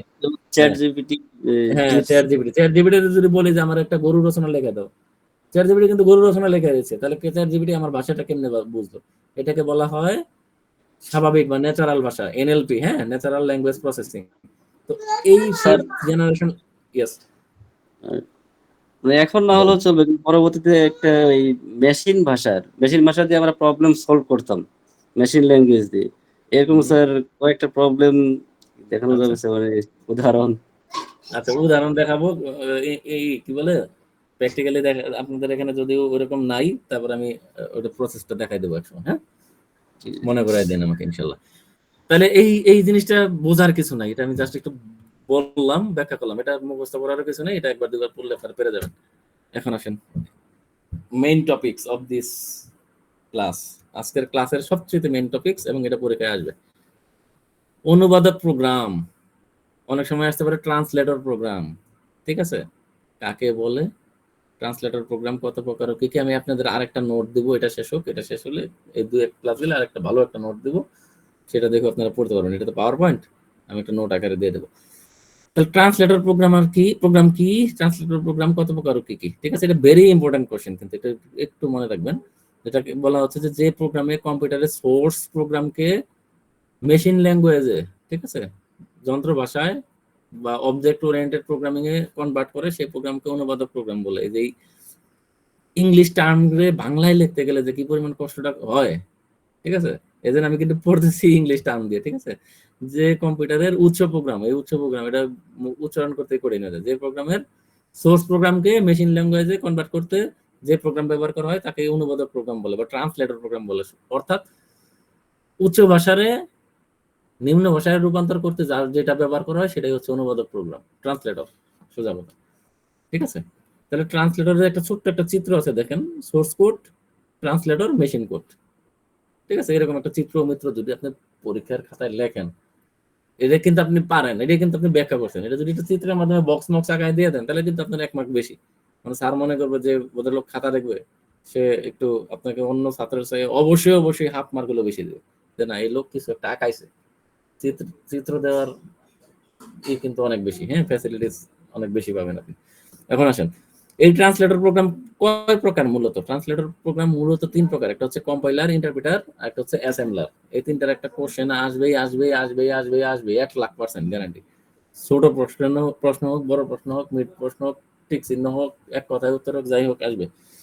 ঠিক আছে? তাহলে 3 প্রকার ট্রান্সলেটর প্রোগ্রাম। একটা হচ্ছে কম্পাইলার, একটা হচ্ছে ইন্টারপ্রিটার, একটা হচ্ছে অ্যাসেম্বলার। তিনটারই কাজ মূলত এক, তিনটারই কাজ প্রায় মূলত এক, একটু এদিক ওদিক পার্থক্য আছে, সেটা আমরা চলেন একটু দেখি। কম্পাইলার কি? কম্পাইলার হচ্ছে এক ধরনের কম্পিউটারের প্রোগ্রাম বা প্রোগ্রামের সমষ্টি।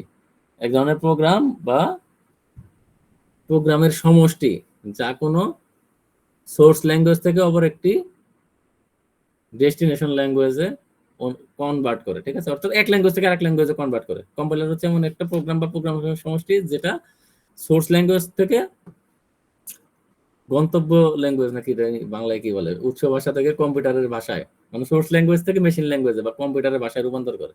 সোজা কথা, হাই লেভেল ল্যাঙ্গুয়েজ থেকে লো লেভেল ল্যাঙ্গুয়েজে কনভার্ট করে। সাধারণত কোনো প্রোগ্রামের সোর্স কোড থেকে মেশিন কোডে রূপান্তরের কাজটি কম্পাইলার দিয়ে করা হয়। সাধারণত কোনো প্রোগ্রামের সোর্স কোড থেকে, সোর্স কোড বলতে আপনি প্রোগ্রামটা লিখলাম, একটা এক্সাম্পল দেখানো যায় কিনা দেখি। ধরেন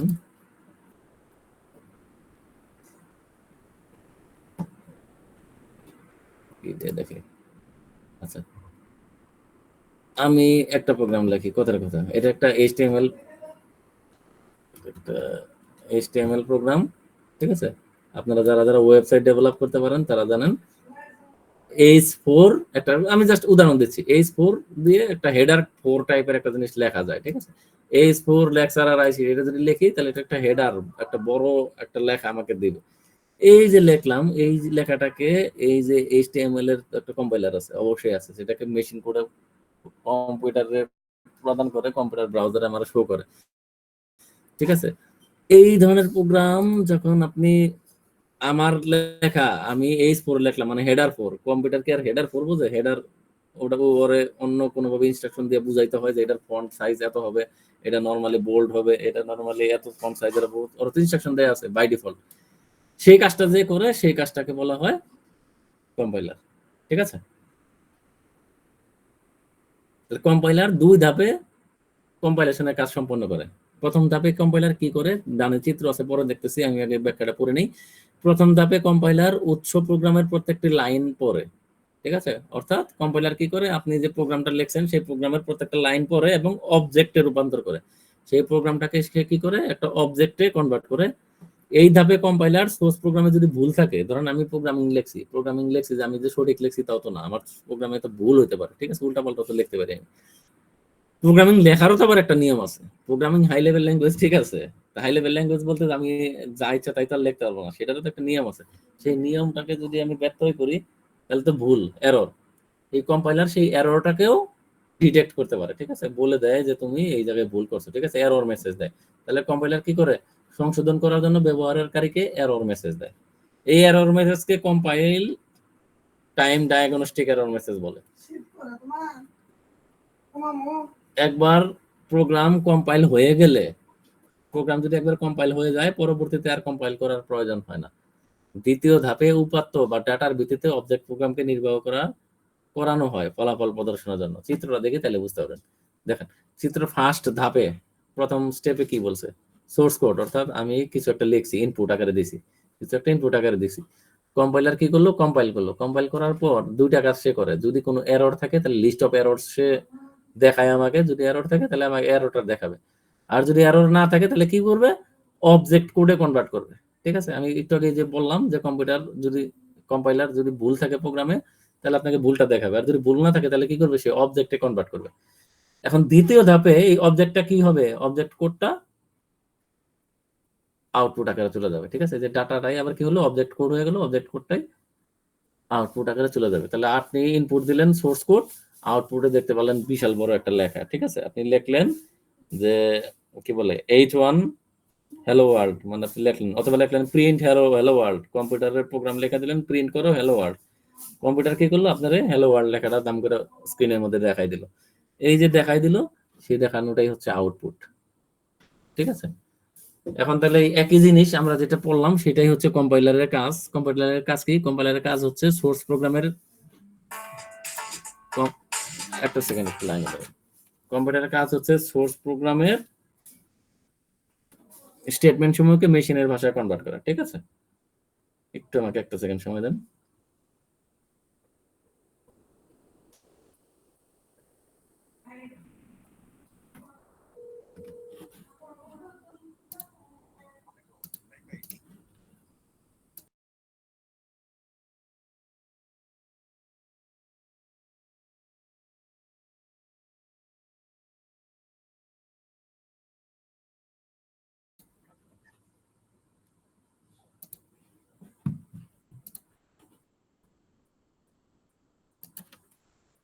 হ্যাঁ চলেন, সরি আমার ফোন আসলে একটা ইমার্জেন্সি। তাহলে কি করে কম্পাইলার সোর্স কোডকে মেশিনের ভাষায় রূপান্তর করে? সংশ্লিষ্ট সাব রুটিনের সাথে যোগাযোগের ব্যবস্থা করে। সাব রুটিন বলতে এক জায়গা থেকে আরেক জায়গায় মানে কোথায় কোথায় দেখাইতে হবে, এরর প্রিন্ট করাইতে হবে, এগুলার সাথে সে কানেকশন তৈরি করে। প্রাইমারি মেমোরির পরিসর চিহ্নিত করে। ঠিক আছে, আরেকটা হচ্ছে প্রোগ্রামে ভুল থাকলে অনুবাদের সময় ভুলের তালিকা প্রণয়ন করে। একটু আগে বললাম যদি ভুল থাকে তাহলে লিস্ট অফ এরর্স সে আমাকে দেখায়। কম্পাইলারের সুবিধা কি? এগুলোই কম্পাইলারের সুবিধা, যে কাজগুলো করছে এগুলোই কম্পাইলারের সুবিধা। দেখেন কম্পাইলার সম্পূর্ণ প্রোগ্রামটিকে একসাথে অনুবাদ করে, ফলে প্রোগ্রামে নির্বাহের গতি দ্রুত হয়। কম্পাইলার কি করে বুঝেন, এখানে কিন্তু একটু সূক্ষ্ম একটা বিষয় আছে, পাশে আর একটা পড়লে আপনি বুঝতে পারবেন। পুরো প্রোগ্রামগুলো সে একবারে রিড করে, এজন্য রিড করার পরে টোটাল প্রোগ্রামটা খুব দ্রুত এক্সিকিউট হয়। প্রোগ্রাম নির্বাহে কম সময় লাগে। কেন কম সময় লাগে? সে পুরো প্রোগ্রামটা একবারে রিড করে সে প্রোগ্রামটা এক্সিকিউট করে, এজন্য প্রোগ্রাম নির্বাহে কম সময় লাগে। কম্পাইলারের মাধ্যমে রূপান্তরিত প্রোগ্রাম সম্পূর্ণরূপে মেশিন প্রোগ্রামে রূপান্তরিত হয়। কম্পাইলারের মাধ্যমে যে প্রোগ্রামটা কনভার্ট হয় সেটা সম্পূর্ণরূপে মেশিন প্রোগ্রামিং এ অর্থাৎ মেশিন ল্যাঙ্গুয়েজে রূপান্তরিত হয়। একবার প্রোগ্রাম কম্পাইল করা হলে পরবর্তীতে আর কম্পাইলার প্রয়োজন হয় না। প্রোগ্রামে কোনো ভুল থাকলে তা মনিটরে একসাথে প্রদর্শন করে। একই কথা, এগুলাই সুবিধা। তাহলে অসুবিধা কি? এটার উল্টা যেটা সেটা হচ্ছে অসুবিধা। কম্পাইলার প্রোগ্রামের সবগুলো ভুল একসাথে প্রদর্শন করে, যেটা সুবিধা তার উল্টাটাই অসুবিধা। যেহেতু লিস্ট অফ এরর 50টা এরর থাকলে 50টাই একসাথে আমাকে সে দেখায় দেয়, একবারে দেখায় দেয়। এটা হলো আবার প্রোগ্রামারের জন্য একটু আবার কঠিন হয়ে যায়, হ্যাঁ, যে একসাথে 50টা এরর আমার দেখাইতেছে। ঠিক আছে, প্রোগ্রাম সংশোধনে বেশি সময় লাগে।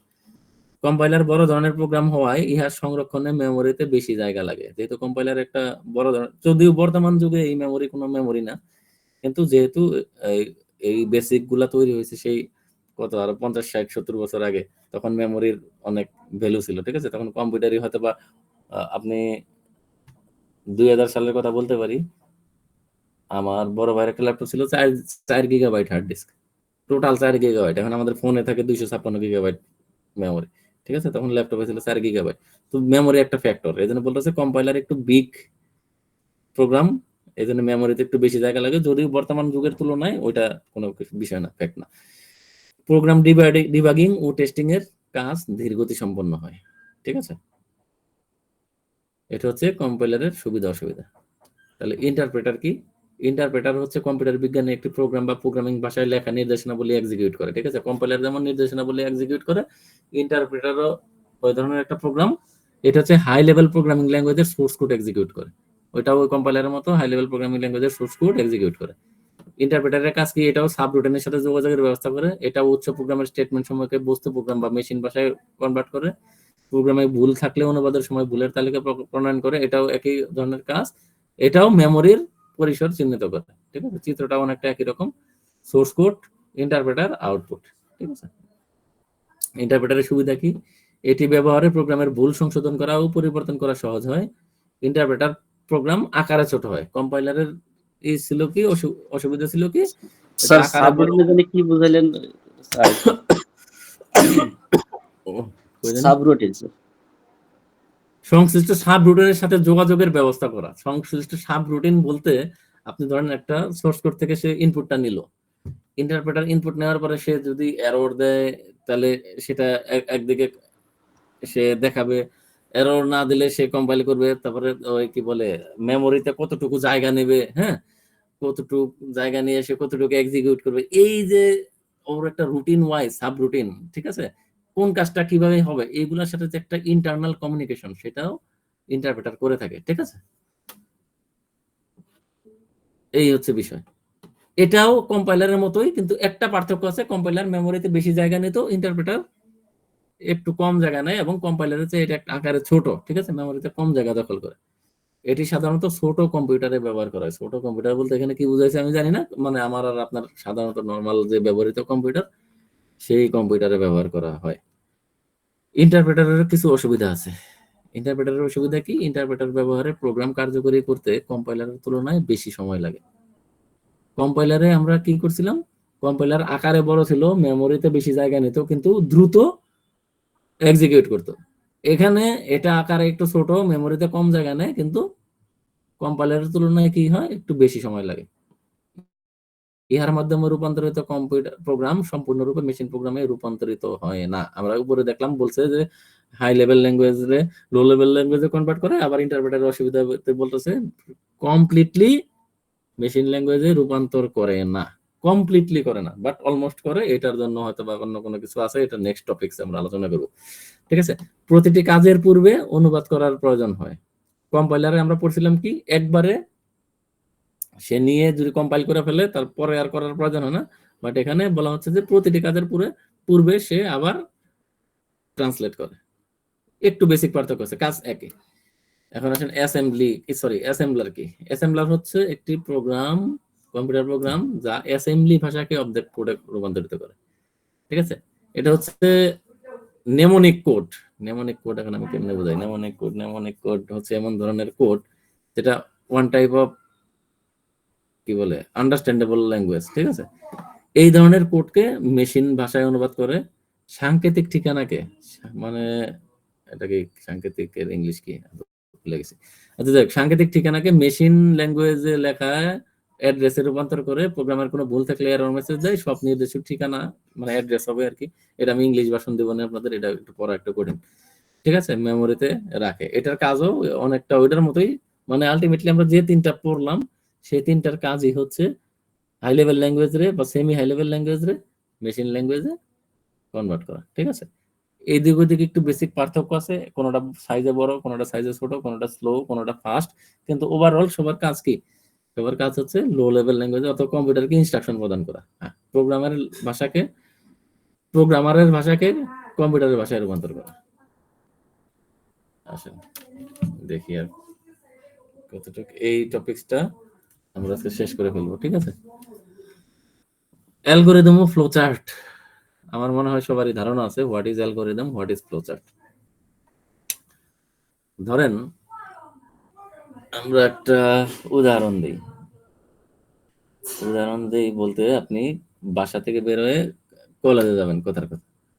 তাহলে আপনি আজকে রাত্রে চিন্তা করলেন না, বাসা থেকে কালকে সকালে বের হয়ে কলেজে যাবো, অমুক শার্ট পরবো, অমুক প্যান্ট পরবো, অমুক শাড়ি পরবো, নাই মা রিক্সাতে যাবো না গাড়িতে যাবো, হ্যাঁ, তারপর বাস স্ট্যান্ডে নেমে ডানে না বামে, এই ধরনের আমাদের একটা পরিকল্পনা থাকে না, আমাদের তো একটা প্ল্যানিং থাকে যে আমরা কিভাবে যাব। হ্যাঁ, কালকে ভ্যালেন্টাইন্স ডে, হ্যাঁ, পাঞ্জাবি পরে যাবো না শার্ট পরে যাবো, বহুত চিন্তা ভাবনা আমাদের থাকে। কিন্তু এই যে পরিকল্পনা যে আমরা করলাম কোন একটা কাজ করার পূর্বে, সেই পরিকল্পনা করাটাকেই বলা হয় অ্যালগরিদম। সোজা কথা, কালকে আমি ভ্যালেন্টাইন ডে তে যাচ্ছি, এই যে পরিকল্পনা করলাম পাঞ্জাবি পরে যাবো হলুদ কালারের, হ্যাঁ, এই যে planning, this is called the algorithm, ঠিক আছে। কোনো কাজ করার পূর্বে আমরা কাজটির কি করি, পরিকল্পনা করে থাকি। পরিকল্পনা মাফিক কাজে অগ্রসর হলে কাজটি সুষ্ঠুভাবে সম্পন্ন হয়। অ্যালগরিদম হচ্ছে ধাপে ধাপে সমস্যার সমাধান করা। আপনি ধাপে ধাপে একটা প্রোগ্রাম, একটা প্রবলেম আসলো সেই প্রবলেমটাকে আপনার সলভ করতে হবে, ঠিক আছে।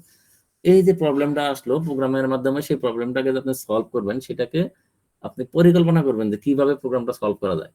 ধাপ নাম্বার 1 কি হবে, ধাপ নাম্বার 2 তে কি হবে, মানে স্টেপ বাই স্টেপ আপনি একটা চিন্তা করলেন, সেই স্টেপ বাই স্টেপ চিন্তা করে প্রবলেম সলভ করার যে পরিকল্পনা, সেটাকেই বলা হয় অ্যালগরিদম, ঠিক আছে। কম্পিউটারের ভাষায় হচ্ছে কম্পিউটারের সাহায্যে কোনো সমস্যা সমাধানের জন্য সমস্যাটাকে ছোট ছোট ধাপে বিভক্ত করে, কম্পিউটারের সাহায্যে কোনো সমস্যা সমাধানের জন্য সমস্যাটাকে কি করলাম, ছোট ছোট ধাপে বিভক্ত করে যুক্তিসম্মতভাবে পর্যায়ক্রমে লিপিবদ্ধ করাকেই বলা হয় অ্যালগরিদম, ঠিক আছে। সোজা জিনিস। Sir, sorry for interrupting. Yup sir এই যে অ্যালগোরিদমের কথা আপনি বলছেন, যে কোনো যে সোশ্যাল মিডিয়া সাইট গুলো, তারপরে যে ইউটিউব, এখানে যে আমরা ভিডিও গুলো দেখি, স্যার এখানে যে ওদের যে অ্যালগোরিদম ওরা সেট আচ্ছা, করে আমি রাখে, আমি আমি আমি মানে আমি কোন, আমি বলি আপু। হ্যাঁ, আপনি শেষ করেন। জি হ্যাঁ। স্যার, যেগুলোতে ভিউ বেশি হয়, যেগুলো রিচ বেশি হয়, তো স্যার এগুলো কি হচ্ছে মানে আগে থেকে ওদের ঠিক করে থাকে, বা কোন টপিকটা ওরা ট্রেন্ড করবে বা আচ্ছা কি করবে? আচ্ছা, আমি আগে আপনার প্রথম সেই আদিকালের ব্যাখ্যাটা আগে দিয়ে নিই, আপনার পরেরটা আমি পরে বলতেছি। আদিকালের ব্যাখ্যা হচ্ছে কম্পিউটার যখন তৈরি হয় এর মধ্যে তো প্রোগ্রামিং, এই যে প্রোগ্রামিং না করলে তো কম্পিউটার তৈরি হতো না, বা আপনার হাতের ফোনটা তো প্রোগ্রামিং ল্যাঙ্গুয়েজ না থাকলে তো আপনি ব্যবহার করতে পারতেন না। ঠিক আছে, তখন যে সমস্যাগুলো আসতো, বিজ্ঞানীরা যেটা চিন্তা করলো যে আমার যে এই সমস্যাটা আমি যদি একটু নিজে খাতায় লিখি, ওই অ্যালগরিদম আর এই অ্যালগরিদম এক না। আপনি যেটা বলতেছেন ফেসবুক ইউটিউবের algorithm, of course it is algorithm, but আমি আপনাকে বোঝানোর চেষ্টা করতেছি এইটা কোন অ্যালগরিদম আমরা যেটা পড়তেছি। আমার কাছে একটা আসলো যে আমার কি করতে হবে, এ প্লাস বি হোল স্কোয়ারের সূত্রটা কম্পিউটারের মাধ্যমে সলভ করতে হবে। তাহলে ওই বিজ্ঞানীরা চিন্তা করলো যে আমি প্রথমে কি করতে হবে, এ প্লাস বি হোল স্কোয়ারের এটা আমার কি করতে হবে, তার মানে কি আমার দুইটা ইনপুট নেওয়া লাগবে, এ আর বি। তাহলে ওরা কি করলো, ধাপ নাম্বার 1 এর নিল দুইটা ইনপুট, ধাপ নাম্বার 2 তে কি করলো, এ আর বি হোল স্কোয়ার মানে কি এ প্লাস বি ইন্টু এ প্লাস বি, তাই তো? ওরা এ প্লাস বি একবার লিখলো, এরপর গুণ দিয়ে আবার একটা এ প্লাস বি লিখলো। ধাপ নাম্বার 3 কি করলো, তাহলে এই যে লিখলাম এটা তো একটা রেজাল্ট আসছে, সেই রেজাল্টটা তো আমার কোথাও দেখাইতে হবে, সেটা আরেকটা ধাপে তারা লিখলো। দেখার পরে ফাইনালি আউটপুট তারা দিল। এই যে তারা একটা চার্টের মাধ্যমে একটা সমস্যা আসলো, চার্টের মাধ্যমে সেই সমস্যাটাকে একটা স্টেপ করে লিখলাম। আমি আপনার ইউটিউব ফেসবুক পরে বলতেছি।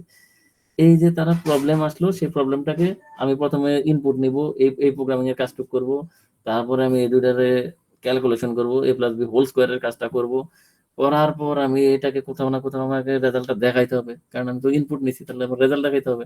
রেজাল্ট দেখানোর কাজটা করব, কাজটা করার পর প্রোগ্রামটা শেষ করব। এই জিনিসটাকে বলা হয় অ্যালগরিদম।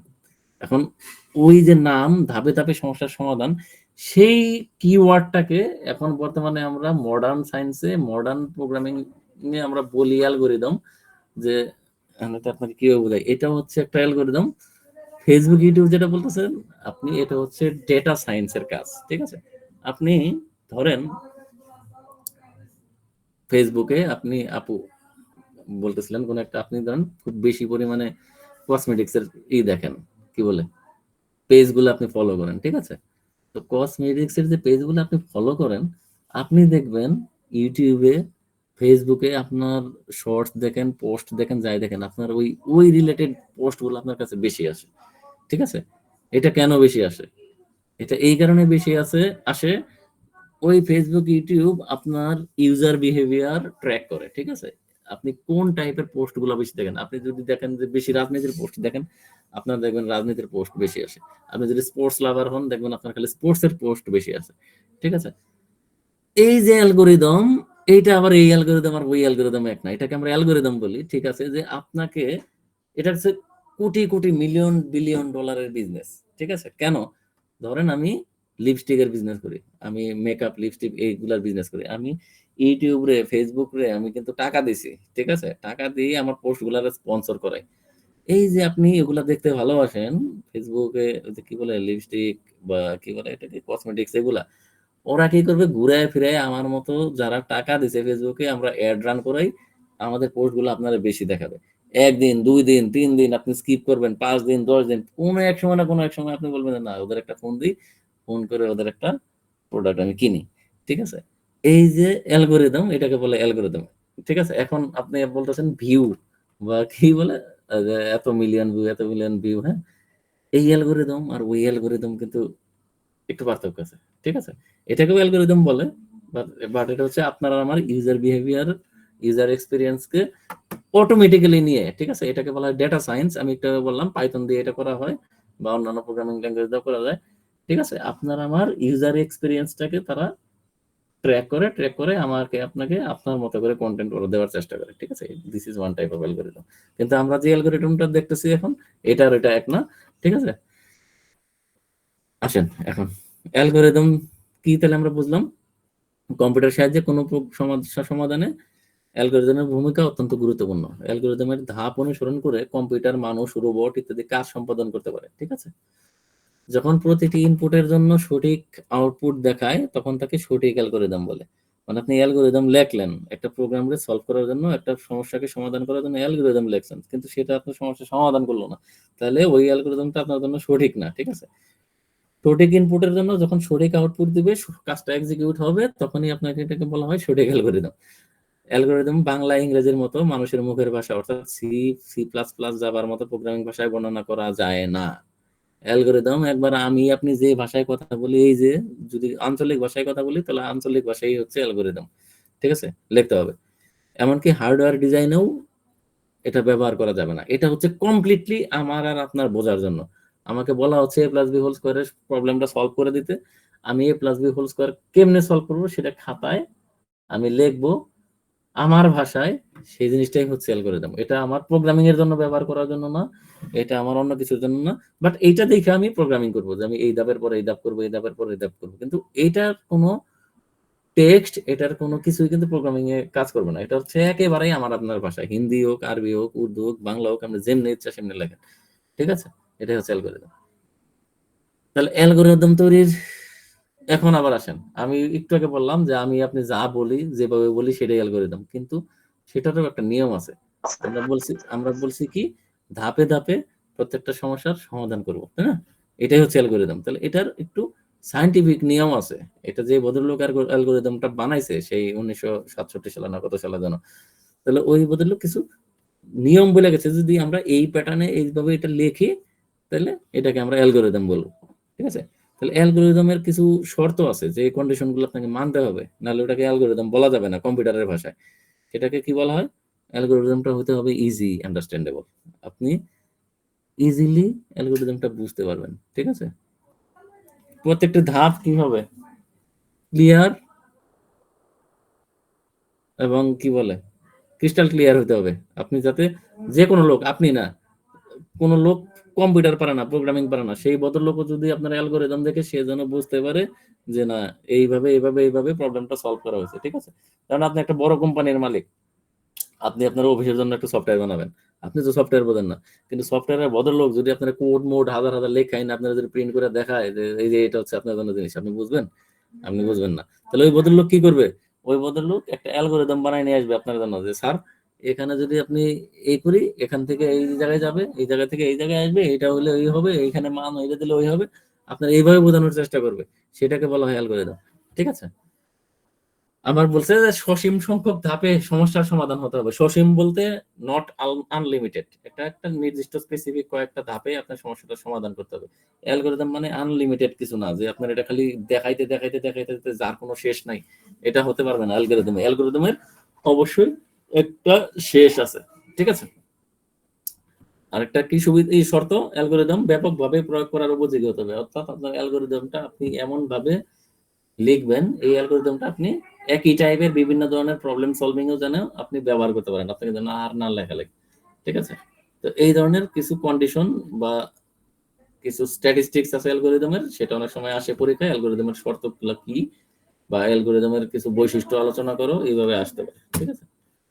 এখন আসলে অ্যালগরিদমের সুবিধা কি? সহজে প্রোগ্রামের কি বোঝায়, গতিবিধি বোঝা যায়, উদ্দেশ্য বোঝা যায়, ঠিক আছে?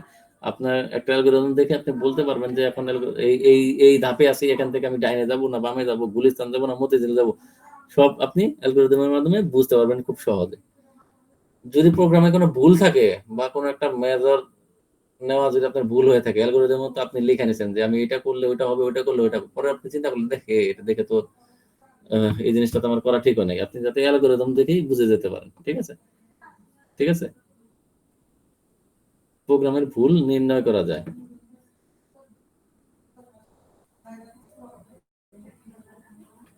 প্রোগ্রামের প্রবাহের দিক বোঝা যায়, ঠিক আছে? প্রোগ্রামের প্রবাহের দিক বোঝা যায়, মানে ফ্লোটা আপনি বুঝতে পারবেন প্রোগ্রাম কোন দিকে যাচ্ছে। জটিল প্রোগ্রাম সহজে রচনা করা যায়। আচ্ছা, আমি কি আছি? আপনারা কি আমার সাথে আছেন নাকি কেটে গেল? আছেন না? আচ্ছা, আমি মনে করছি লাইন কেটে গেছে।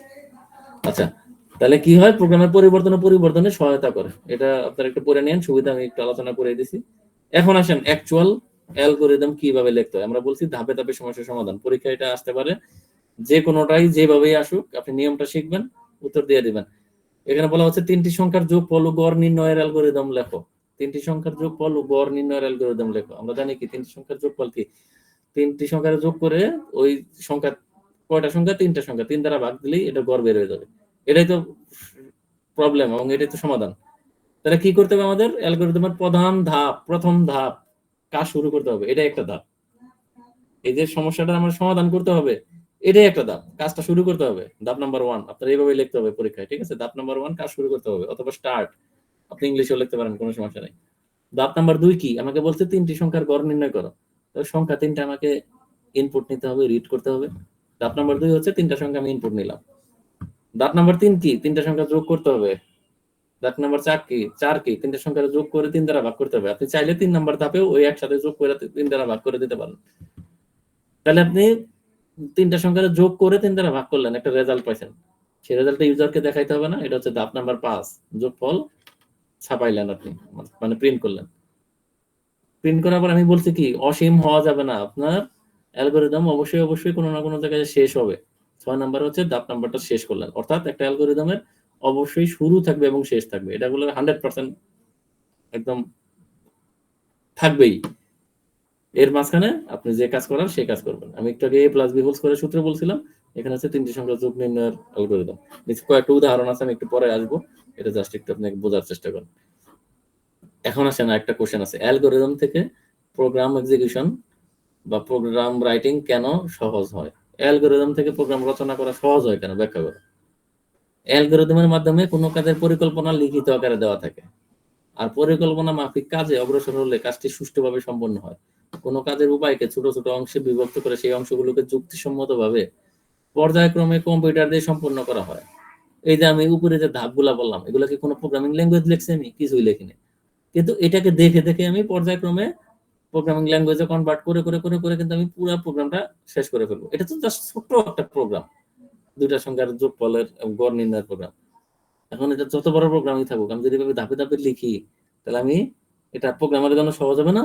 আপনি দেখে দেখে প্রোগ্রামার এই স্টেপ বাই স্টেপ কত পার্সেন্ট কাজ হয়েছে, প্রোগ্রামার কিন্তু এটা দেখেও কিন্তু তখন বলে দিতে পারবে, ঠিক আছে?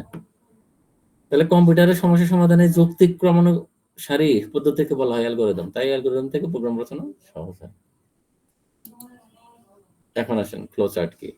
অ্যালগরিদম আর ফ্লোচার্ট দুটারই আরো উদাহরণ আমরা দেখব। অ্যালগরিদম কি বলছিলাম আমরা, একটা প্রোগ্রামকে ধাপে ধাপে সমস্যার সমাধান করা। ফ্লোচার্টও হচ্ছে একটা প্রোগ্রামকে ধাপে ধাপে সমস্যার সমাধান করা চৈত্রিক রূপ, মানে চিত্র দ্বারা প্রকাশ করাকে বলা হয় ফ্লোচার্ট। অ্যালগরিদমকে চিত্র দ্বারা প্রকাশ করাকে বলা হয় ফ্লোচার্ট। একই জিনিস, এই জিনিসটাকে চিত্র দ্বারা প্রকাশ করাকে বলা হয় ফ্লোচার্ট। তাহলে আসেন কি, যে চিত্রের মাধ্যমে কোনো সিস্টেম বা প্রোগ্রাম কিভাবে কাজ করবে তার গতি দ্বারা নির্ধারণ করা হয় তাকে ফ্লোচার্ট বলে। একে প্রবাহ চিত্র বলা হয়। ফ্লোচার্টের সাহায্যে প্রোগ্রাম বুঝতে কম সময় লাগে এবং প্রোগ্রাম প্রবাহের দিক সহজে বোঝা যায়। অ্যালগরিদমের চিত্ররূপ হচ্ছে ফ্লোচার্ট। একটু আগে বললাম না, অ্যালগরিদমের চৈত্রিক রূপই হচ্ছে ফ্লোচার্ট। এটাই হচ্ছে আমাদের লাস্ট টপিকস। আমরা এটাকে একটু দেখি, দেখে আমরা শেষ করব, ঠিক আছে? সমস্যা বিশ্লেষণের পর তা সহজে বোঝানোর জন্য ফ্লোচার্ট কার্যকরী ভূমিকা পালন করে থাকে। ফ্লোচার্টে কতগুলো জ্যামিতিক ছবি ও চিহ্ন ব্যবহৃত হয়, ঠিক আছে? এই যে আমরা বলছিলাম অ্যালগরিদমে একটা শুরু থাকবে, একটা শেষ থাকবে। ফ্লোচার্টেরও একটা শুরু থাকবে, একটা শেষ থাকবে। দেখেন ফ্লোচার্টের শুরু আছে, শেষ আছে। পরে কি বলছে, এ ও বি এর মান গ্রহণ। চিত্রগুলো একটু মনে রাখার চেষ্টা করেন, আমি নেক্সট টপিকসে এটা আলোচনা করব। এটা একটা সামান্তরিক চিত্রের মধ্যে কি দিছে, এ ও বি এর মান গ্রহণ, ইনপুট দিছে একটা সামান্তরিক চিত্রের মধ্যে। তারপরে এই জিনিসটা কি, এই জিনিসটা প্রসেসিং হচ্ছে, তাই না? এভারেজ সমান সমান a+b/2, অর্থাৎ এ আর বি দুইটার মান নিছি, এটার যদি গড় বাইর করতে চাই a+b/2, এখানে প্রসেসিং হচ্ছে, ঠিক আছে? মান নিলাম, প্রসেসিং হলো, রেজাল্টটা আমি প্রদর্শন করলাম, তারপরে ধাপটা শেষ করে দিলাম, শেষ প্রোগ্রাম, মানে ফ্লোচার্ট শেষ, ঠিক আছে? অর্থাৎ অ্যালগরিদমের চৈত্রিক রূপটাই হচ্ছে, চিত্রের মাধ্যমে প্রকাশ করাটাই হচ্ছে ফ্লোচার্ট। 1945 সালে ফ্লোচার্টের প্রথম নকশাটি ডিজাইন করেছিলেন জন ভন নিউম্যান, ঠিক আছে? মিস্টার জন ভন নিউম্যান নামে এক ভদ্রলোক 1945-এ এই যে এরকম ফ্লোচার্ট আঁকানোর একটা কি বলে প্রথম নকশাটা ডিজাইন করেছে। তাহলে ফ্লোচার্ট তৈরির নিয়ম কি? একই কথা, ফ্লোচার্টের অবশ্যই একটি শুরু এবং একটি শেষ থাকবে। নিয়ন্ত্রণ প্রবাহ অবশ্যই উপর থেকে নিচের দিকে যাবে। এই যে দেখেন, উপরে শুরু হয়েছে এবং শেষে যায় শেষ হবে। মানে উপর থেকে নিচের দিকে ডাইনে বামে যাইতে পারে, সমস্যা নাই, কিন্তু নিচে যায় শেষ হবে। নিয়ন্ত্রণ প্রবাহ অবশ্যই নিচে এসে শেষ হবে। প্রচলিত চিহ্ন বা প্রতীক ব্যবহার করে ফ্লোচার্ট তৈরি করতে হবে। আপনি যে কোনো চিহ্ন বা প্রতীক ব্যবহার করতে পারবেন না, নির্দিষ্ট কিছু চিহ্ন বা প্রতীক আছে, সেই প্রতীক ব্যবহার করে ফ্লোচার্ট তৈরি করতে হবে। তীর চিহ্ন দিয়ে নিয়ন্ত্রণ প্রবাহ দেখাইতে হবে। আপনার ফ্লোচার্টের ফ্লোটা অ্যারো সাইন দিয়ে আপনাকে দেখাইতে হবে। এই দেখেন অ্যারো চিহ্ন দিয়ে দেখাইছে। শুরু থেকে ইনপুট অ্যারো চিহ্ন, এটা থেকে এটা অ্যারো চিহ্ন, মানে এটা থেকে এটা যাবো, এটা থেকে এটা যাবো, এটা অ্যারো দিয়ে দেখাইতে হবে। ঠিক আছে? ফ্লোচার্টে কোনো প্রোগ্রামিং ল্যাঙ্গুয়েজ ব্যবহার করা যাবে না। অ্যালগরিদমও যেমন প্রোগ্রামিং ল্যাঙ্গুয়েজ ব্যবহার করা যায় নাই, ফ্লোচার্টেও কোনো প্রোগ্রামিং ল্যাঙ্গুয়েজ ব্যবহার করা যাবে না। চিহ্নগুলো একটু ছোট বড় হলেও সমস্যা নাই, কিন্তু আকৃতি ঠিক থাকতে হবে। কারণ আপনি হাতে আঁকাইতেছেন, একটা শুরুর চিহ্ন ছোট হয়ে গেল, শেষের চিহ্ন বড় হয়ে গেল, ওটা সমস্যা নেই, কিন্তু আকৃতি ঠিক থাকতে হবে। যেমন গোলের ভিতরে শুরু লিখতে হবে, আর সেটা যদি আপনি স্কোয়ারের ভিতরে লেখেন তাহলে হবে। ঠিক আছে? এরকম কিছু নিয়ম আছে, নিয়মটা আমি দিব একটু পরে।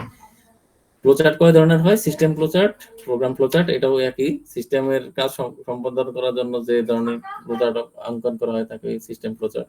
প্রোগ্রাম ফ্লোচার্টও একই ধাপগুলো অনুসরণ করা হয়, ওই জাস্ট পড়েন এটা। এখন আসেন ফ্লোচার্ট প্রতীকের ব্যবহার। ঠিক আছে, লাস্ট টপিকস। একটু আগে আমরা বলছিলাম না কিছু নিয়ম আছে, স্কয়ার, রেক্টাঙ্গেল, হ্যাঁ, সামান্তরিক, এই সেই ডায়মন্ড শেপ, এগুলা কোথায় কোনটা ব্যবহার করা হবে।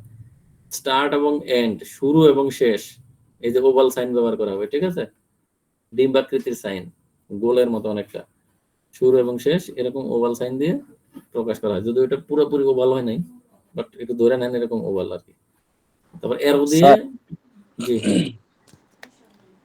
সেটা কি অতীতে হইতো নাকি এখনো যারা সফটওয়্যার বানায়, যে অ্যান্ড্রয়েড সফটওয়্যার এখনো মানে এখন যারা প্রোগ্রামাররা, যারা জি, জি। আসলে, যেমন আমি নিজে সফটওয়্যার ডেভেলপার, আমি জীবনে কোনদিন ফ্লোচার্ট লিখি না, কিন্তু একজন আদর্শ প্রোগ্রামারের উচিত ফ্লোচার্ট অ্যালগরিদম ফলো করা, কিন্তু কেউ করে বলে আমার মনে হয় না। ঠিক আছে? এই জন্য এটাই স্যার জিজ্ঞাসা করলাম, আসলে এটা কিতাবে আছে নাকি ফিজিক্যালি করা হয়। অফকোর্স যারা যারা মানে খুবই এ ক্লাস প্রোগ্রামার, যারা এ ক্লাস কোম্পানি, তারা তাদের ক্লায়েন্টকে বোঝানোর জন্য অবশ্যই করে। হয়তো বা এখন মডার্ন এগুলো তো অতীতে, ঠিক আছে, এখন মডার্ন যুগ চলে আসছে, অ্যানিমেশন করে বোঝায়, বিভিন্ন ভাবে বোঝায়, ঠিক আছে, কিন্তু বেসিক এটাই।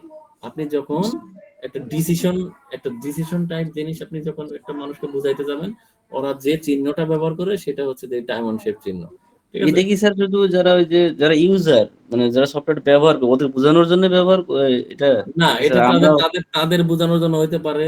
একটা এটা এমন হইতে পারে, ধরেন যেমন স্যার আপনি সফটওয়্যার ডেভেলপার, এখন আপনারও তো এটা একজন প্রয়োজন সিস্টেম হবে। অ্যানালিস্ট, আমি বলি আপনার কথা জি স্যার। বুঝতে পারছি। একজন সিস্টেম অ্যানালিস্ট, ঠিক আছে, ধরেন ওই ভদ্রলোক কিন্তু প্রোগ্রামার না, কিন্তু ও জানে যে এই কাজটা আমার দরকার, রিকোয়ারমেন্টটা একজন সিস্টেম অ্যানালিস্ট জানে। একজন সিস্টেম অ্যানালিস্টও এই ফ্লোচার্টটা বানাইয়া প্রোগ্রামারে দিতে পারে, যে ধরো তোমারে দিলাম এই ডিজাইনে, তুমি এই ফ্লোচার্ট মেইনটেইন করে তুমি আমার প্রোগ্রামটা করে দাও। এটা হতে পারে। প্রোগ্রামার নিজেও সিস্টেম অ্যানালিস্ট হতে পারে, সিস্টেম অ্যানালিস্ট নিজেও আবার প্রোগ্রামার হতে পারে। কিন্তু স্ট্যান্ডার্ড মানে স্ট্যান্ডার্ডাইজেশন যারা ফলো করে, তাহলে তাদের সিস্টেম অ্যানালিস্ট আলাদা থাকে, ঠিক আছে, টিম লিডার আলাদা থাকে, কি বলে এটাকে, কি বলে, সিস্টেম ডেভেলপমেন্ট লাইফ সাইকেল, এসডিএলসি, ঠিক আছে, জি। ওই মেনটেন করে তারা, সেটা আবার অন্য লাইনে চলে গেলাম আমরা। বাট এতটুকু মনে রাখেন, সিস্টেম অ্যানালিস্ট যিনি, যে ভদ্রলোক, মানে পুরো সিস্টেমটা কেমন হবে সেটা টিম লিডার হতে পারে, প্রোগ্রামার নিজেও হইতে পারে, আরেকজনও হইতে পারে। সে এরকম একটা ফ্লো চার্ট বানাই দিবে যে ভাই, এই যে আমি এখান থেকে গুলিস্তান যাবো, আমি বাসা থেকে বাইরে হবো, বাইরে বাস স্ট্যান্ডে গিয়ে আমি সিএনজি নিব নাকি রিক্সা নেব, সিএনজি নিলে আমার কি সুবিধা অসুবিধা হবে, তারপর বাসে উঠলে কি অসুবিধা হবে, যদি আমি এটা করি তাহলে ইয়েস হলে এক জায়গায় যাবো, নো হলে আরেক জায়গায়, এরকম আমরা দেখছেন না আপনারা? জি, জি, জি। এরকম তো দেখছেন। আমি যদি একটা এখানে দেখানোর চেষ্টা করি, একটু গুগল থেকে দেখি, ঠিক আছে? তো স্যার যদি তাহলে তো একটা সফটওয়্যারের যেরকম ফ্লো চার্ট করতে তাহলে তো অনেক বড় বড় ফ্লো চার্ট হবে স্যার। এই যে দেখেন, এটা দেখেন, এই ছোট্ট অবশ্যই হবে, ওরা তখন পার্ট করে নেয়, ঠিক আছে, ও, পার্ট করে নেয়। এটাকে যদি আমরা একটু ভিউ করি, না আপনি ভালো কোশ্চেন করছেন, এরকম কোশ্চেন করলে আমার ভালো লাগে। আমার আগের ব্যাচের কোনো 3টা ব্যাচের ক্লাস নিয়েছে, কেউ কখনো কোনো কোশ্চেন করে নাই, কিন্তু এটা ভিউ করবো কেমনে রে ভাই, এটাকে ভিউ করে কেমনে? আচ্ছা, এই দেখেন কি করছে, বাতি কাজ করতেছে না, ঠিক আছে, তাহলে জি বাতি জি কাজ করতেছে না বলতে এই যে দেখেন ডিসিশনটা কিসের ভিতরে দেখাইছে, ওই যে আমি বলছিলাম ডায়মন্ড শেপে দেখাবে, ল্যাম্প প্লাগড ইন, ও বলতেছে ল্যাম্প কি কারেন্টের সুইচ কি দেওয়া হয়েছে, যদি না দেওয়া থাকে তাহলে বলতেছে যে প্লাগ ইন ল্যাম্প, সুইচটা মানে দাও। জি আর জি। যদি দেওয়া থাকে তাহলে কিন্তু সমস্যা আছে, না দেওয়া থাকলে সুইচ দাও, সমস্যা নেই, এখানে কাম শেষ। যদি দেওয়া থাকে তাহলে কি বাল্ব কি ফিউজ হয়ে গেছে, বার্ন আউট হয়ে গেছে, যদি ইএস হয়ে থাকে তাহলে বাল্বটা রিপ্লেস করো, আর যদি ইএস না হয়ে থাকে তাহলে কি করো, বাল্বটা রিপেয়ার করো। বিষয়টা বুঝছেন তাহলে তো? তাহলে বাতি জ্বলবে। তাহলে বাতি জ্বলবে। এই যে আচ্ছা আচ্ছা। জিনিসটা, এটা যদি এটা বুঝতে একটা প্রোগ্রামার দরকার নাই, এটা যে কোনো লোক জিনিসটা দেখলে বুঝতে পারবে। এই যে চিত্রের মাধ্যমে আপনি আপনার মোট কথা, আপনার ক্লায়েন্ট আপনার বলছে ভাই আমার বাতি জ্বলে না, ঠিক আছে, জি ক্লায়েন্ট আপনার বলছে আমার বাতি কাজ, এটা জাস্ট একটা উদাহরণ হিসেবে ধরেন, বাতি জ্বলে না। বুঝতে পারছি। এখন আপনার কম্পিউটারে প্রোগ্রামিং দিয়ে কথার কথা এই বাতিটা জ্বালাইতে হবে, তাহলে আপনার স্যার, সিস্টেমে। জি বলেন। ডায়মন্ডে কি কোশ্চেন রাখে না সিদ্ধান্ত দেয়? ডায়মন্ড ডায়মন্ড হচ্ছে তো মেবি কোশ্চেন। প্রসেসিং, টোশন এখানে রাখতে হবে, আপনার এমন কোনো বাধ্যবাধকতা নাই। ডায়মন্ডে হচ্ছে আপনার ডিসিশন নেয়, সিদ্ধান্ত দেয়, প্রসেসিং করে, সরি প্রসেসিং না, ডিসিশন দেয়, ঠিক আছে। ডায়মন্ড ডিসিশন হচ্ছে মেকিং। ডিসিশন মেকিং করে, ঠিক আছে। তুমি কি ডাইনে যাবা না বামে যাবা, ডাইনে গেলেই হও বামে গেলেই হও, এই ধরনের জিনিস আমি আবার চিত্রে আসবো, এটা জাস্ট আমি বুঝাইলাম। এই জিনিসটা আপনার ক্লায়েন্ট আপনাকে বললো যে বাতি জ্বলে না, তাহলে আপনার যে অ্যানালিস্ট সে আপনার এই চিত্রটা আঁকাই দিল, তখন আপনি প্রোগ্রামিং এ এইভাবে করবেন যে এই তুমি আগে প্রোগ্রামিং করে চেক করে দেখো, মানে আপনি ধরেন অটোমেশন বানাইতেছেন যে সুইচ দেওয়া আছে কিনা, যদি সুইচ না দেওয়া থাকে তাহলে আপনি কি করলেন, প্রোগ্রামিং করে অটোমেটিক্যালি সুইচ দেওয়ার ব্যবস্থা করলেন। কথার কথা আপনি কল্পনা করে নেন, যদি জি সুইচটা দেওয়ার পরেও সুইচটা দেওয়ার পরেও বাতি জ্বলতেছে না, তাহলে আপনি দুইটা জিনিস হইতে পারে, একটা হচ্ছে বাতিটা কি, আরেকটা ডিসিশনে আসলেন, বাতিটা কি তাহলে ফিউজ হয়ে গেছে, এখন আপনি এটা আবার চেক করালেন, যদি ফিউজ হয়ে থাকে তাহলে বাল্বটা রিপ্লেস করো, আপনি প্রোগ্রামিং এর মাধ্যমে আপনি আউটপুট দিলেন বাল্বটা রিপ্লেস করো। এটা তো ফিউজ নাও হতে পারে, যদি ফিউজ না হয়ে থাকে তাহলে কি, যেহেতু জ্বলতেছে না তাহলে তুমি ওখানে ইলেকট্রিক লাইনটা চেক করো বা রিপেয়ার করো। এই জিনগুলো স্যার এলাম আকারে দেখাবো। আপনি মনে মনে কল্পনা করেন এটাই যে জি পৃথিবীর জি সব জি প্রোগ্রাম না, এই জিনিসটা হচ্ছে ফ্লো চার্ট, এটা জাস্ট আমি বোঝার জন্য এটা অন করছি, ঠিক বুঝতে আছে। এই যে পারছি। দেখেন এখন তাহলে শুরু হয়েছে আর শেষ হয়েছে এই গোল্লা দিয়ে, অ্যারো দিয়ে হচ্ছে আপনি উপরে নিচে ডাইনে বামে, যেটাই উপরের দিকে নাই, নিচে ডাইনে বামে যা হবে অ্যারো দিয়ে হবে। এই যে একটা সরি এটা রেক্টেঙ্গেল না, এটা কি বলে, সামান্তরিকের ইংলিশ জানি কি, প্যারালেলোগ্রাম। এই যে প্যারালেলোগ্রাম বা সামান্তরিক, এটা দিয়ে হচ্ছে আপনার ইনপুট এবং আউটপুট এই দুইটাই দেখাবে, দেখেন, ঠিক আছে। অন্য একটা ইয়া যাই, এটাতে ওভাবে পাওয়া যাচ্ছে না, ইনপুট আর আউটপুট আপনি এখানে পাবেন, এই যে এটা দেখলেই পাবেন, হুম, এটা দেখলেই আপনি পাবেন, এই দেখেন, এই যে যেটা ইনপুট, এই যে দেখেন সামান্তরিক একটু বাঁকা, এই যে আউটপুট, ঠিক আছে। ইনপুট আউটপুট আপনি এখানেই পাবেন। আচ্ছা যাই হোক, আমরা এখন গুগলে না যাই, এখানে শেষ করি।